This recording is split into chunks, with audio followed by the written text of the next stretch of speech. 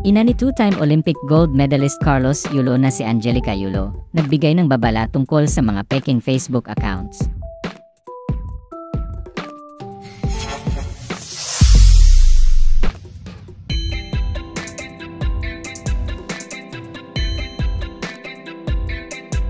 Kamakailan ay nagbigay ng babala ang ina ni Pinoy gymnast Carlos Yulo na si Angelica Yulo sa publiko tungkol sa mga peking Facebook accounts na kumakalat online. Ito ay dahil may mga taong gumagamit umano sa pangalan niya na nanghihingi ng pera para ipadala umano sa GCash account niya. Nasa 102,000 na sa kasalukuyan ang bilang ng followers sa Facebook account ni Angelica Yulo at may blue check na ang account nito. Pinaniniwalang ito ang naging resulta ng hindi nila pagkakaunawaan ni Carlos Yulo na 2 beses nanalo ng gold medal sa 2024 Paris Olympics. Nagbigay din si Angelica ng babala tungkol sa mga peking quote cards na kumakalat sa social media.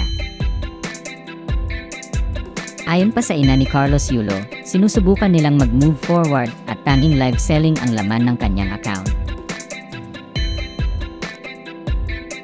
Sabi niya sa kanyang post, "Be vigilant. May mga naglalabas ang mga fake accounts ko po and may mga quote cards pa. Inuulit ko po, iisa lang po ang Facebook account ko, wala nang iba pa. Aside from my live selling, wala na po akong ibang post. We're trying to move forward po. God bless sa mga naninira po sa akin." Tumulong naman kay Angelica sa pagpapakalat ng babala ang kanyang mga kaibigang nababahala dahil sa mga scammer na ginagamit umano sa panloloko ang pangalan ng ina ni Carlos.